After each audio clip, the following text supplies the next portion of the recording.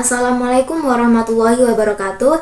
Perkenalkan, nama saya Alimatul Zuhriya dengan NIM 2261210099. Di sini saya akan menjawab soal dari UTS Metodologi Studi Islam yang diampu oleh Bapak Ahmad Mahfudi. Baik, saya akan menjawab soal yang pertama tentang deskripsi masalah. Sebagai kaum orientalis, ada yang menyatakan bahwa agama Islam adalah buatan Nabi Muhammad dan merupakan hasil jiplakan dari agama Yahudi yang dimodifikasi dikarenakan adanya beberapa ajaran yang sama. Jadi, agama Islam bukanlah buatan Nabi Muhammad SAW. Umat Islam percaya bahwa Islam adalah wahyu dari Allah Subhanahu wa Ta'ala yang diturunkan kepada Nabi Muhammad SAW melalui malaikat Jibril. Alasannya terdapat dalam Al-Quran, Quran surat An-Najm ayat 3-4 bahwasanya menyatakan ia adalah wahyu dari Allah. Kemudian Al-Quran sendiri sebagai kitab suci umat Islam diyakini sebagai firman Allah yang diturunkan kepada Nabi Muhammad secara bertahap. Kemudian gaya bahasa dan isi Al-Quran yang sangat unik dan berbeda dari bahasa Arab pada masa itu menjadi salah satu bukti bahwa Al-Quran bukan buatan manusia. Sejarah juga mencatat Nabi Muhammad sebelum menerima wahyu sudah sering melakukan tafakur atau menyendiri di Gua Hiro untuk mencari kebenaran. Bukti arkeologi juga mendukung adanya tempat-tempat bersejarah berkaitan dengan sejarah Islam. Ada sebagian orang yang beranggapan bahwa Islam itu hasil jiplakan dari agama Yahudi karena ada beberapa kesamaan ajarannya, seperti penciptaan langit dan bumi dalam 6 hari, kemudian adanya hari suci, Sabtu bagi Yahudi, Jumat bagi Islam, kemiripan kosakata dalam Al-Quran dan kitab Yahudi, kemudian ada perjalanan dagang Nabi Muhammad SAW ke Syam. Jadi, kesamaan ajaran bukan berarti menjiplak. Islam, Yahudi, Kristen adalah agama samawi yang memiliki sejarah atau akar yang sama. Jadi wajar jika ada kesamaan ajaran.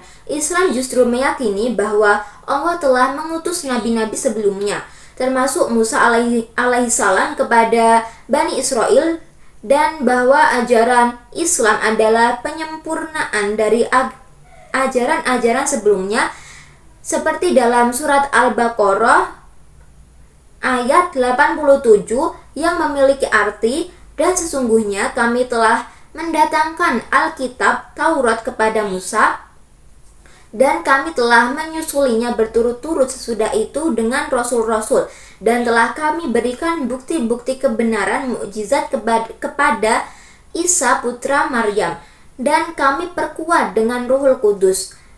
Apakah setiap datang kepadamu seorang rasul membawa suatu pelajaran yang tidak sesuai dengan keinginanmu, lalu kamu menyombong, maka beberapa orang di antara mereka kamu dustakan, dan beberapa orang yang lain kamu bunuh. Kemudian untuk penciptaan langit dan bumi dalam 6 hari, konsep ini bukan cuma ada di Yahudi dan Islam, tapi juga ada di agama lain, misal Kristen. Jadi bukan berarti jiplakan. Dalam Islam, 6 hari itu bisa berarti 6 periode waktu yang panjang, bukan 6 hari seperti yang kita kenal sekarang. Buktinya terdapat dalam Al-Quran surah Al-A'raf ayat 56 yang menjelaskan bahwa Allah menciptakan langit dan bumi dalam 6 masa. Kemudian hari suci dalam sepekan. Memang ada hari suci, tetapi cara merayakannya berbeda. Yahudi istirahat total di hari Sabtu, Muslim sholat Jumat berjamaah di hari Jumat. Islam menghormati semua hari dan menjadikan hari Jumat sebagai hari yang istimewa. Dibuktikan dengan Al-Quran surat Al-Jumu'ah ayat 5 ayat 9 yang memerintahkan umat muslim untuk segera mengingat Allah dan meninggalkan jual beli saat seruan sholat Jumat berkumandang. Kosakata yang mirip. Bahasa Arab dan Ibrani punya akar bahasa yang sama, yaitu Semit. Jadi wajar kalau ada kata-kata yang mirip, sama kayak bahasa Inggris dan bahasa Jerman yang punya banyak kata mirip. Jadi kemiripan kosakata bukan berarti Al-Quran menjiplak kitab Yahudi. Bukti Arab dan Ibrani memiliki akar bahasa yang Semit yang sama. Kemudian perjalanan dagang ke Syam, memang pernah dagang ke Syam, tapi nggak ada bukti beliau belajar agama Yahudi dari sana. Nabi Muhammad SAW dikenal jujur atau Al-Amin, nggak mungkin beliau menjiplak agama lain. Kemudian Nabi Muhammad menerima wahyu dari Allah melalui malaikat Jibril. Al-Quran Surah An-Najm ayat 3-4 menjelaskan bahwa apa yang diucapkan Nabi adalah wahyu dari Allah, dan Nabi sering melakukan tafakur atau menyendiri di Gua Hira untuk mencari kebenaran. Jadi tuduhan Islam menjiplak agama Yahudi itu nggak berdasar. Kesamaan beberapa ajaran lebih menunjukkan adanya akar tradisi agama-agama samawi yang sama, dan juga kesamaan ajaran lebih menunjukkan kesinambungan wahyu dari Tuhan yang sama. Islam datang sebagai penyempurna dan memiliki banyak perbedaan berdasar dengan Yahudi. Al-Quran adalah wahyu Allah SWT, dan Islam menjadi agama yang lengkap dan sempurna. Soal yang kedua, yaitu tentang deskripsi masalah. Ada seorang suami yang sangat mencintai istrinya dan akan melakukan apapun agar istrinya bahagia. Setelah sekian tahun, sang istri mengandung anak yang sudah lama didambakan. Suatu saat, sang istri mengidam air kelapa muda yang kebetulan belum musim pada saat itu. Hanya ada satu pohon kelapa yang tinggi, kepunyaan tetangganya, yang ada buah kelapa mudanya. Sang suami pun akan melakukan segalanya demi bisa mendapatkan buah kelapa muda tersebut agar istrinya bahagia. Bagaimana implementasi metode dan metodologi dalam masalah tersebut? Jadi inti masalahnya adalah istri ngidam kelapa muda, tapi lagi nggak musim. Satu-satunya pohon kelapa yang berbuah punya tetangganya. Suami pengen banget nyenengin istri, tapi gimana caranya? Jadi implementasi metode dan metodologi dalam masalah tersebut adalah yang pertama, menentukan pendekatan. Ini adalah metodologi, yaitu identifikasi dan pemilihan pendekatan. Istri pengen banget kelapa muda. Kelapa muda susah dicari. Ada pohon kelapa milik tetangga. Suami pengen bikin istri bahagia. Di sini kita bisa mengidentifikasi masalahnya terlebih dahulu. Kemudian yang kedua, kumpulkan data untuk mendukung keputusan. Ini adalah metodologi, yaitu mengumpulkan dan analisis data yang diantaranya ada kelapa muda jenis apa yang diinginkan istri, gimana kondisi pohon kelapa tetangga, tinggi banget nggak, ada alternatif lain nggak, misal beli di tempat lain atau bikin minuman kelapa muda tiruan. Kemudian siapa pemilik pohon kelapa itu. Di sini kita bisa mengumpulkan informasi yang dapat membantu memecahkan masalah. Kemudian yang ketiga, strategi untuk memilih metode. Ini adalah metodologi, yaitu analisis, evaluasi, dan pemilihan metode. Resikonya apa aja? Manjat pohon kelapa tinggi banget, bisa jatuh. Kemudian ambil kelapa tanpa izin bisa menjadi masalah sama tetangga. Kemudian maksa istri bisa jadi masalah nanti.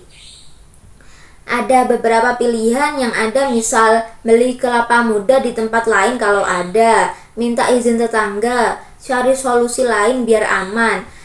Kemudian mana yang lebih penting nih? Keselamatan istri dan suami, hubungan baik sama tetangga, atau kebahagiaan istri? Di sini kita bisa menganalisa resiko dan mengevaluasi pilihan mana yang ada.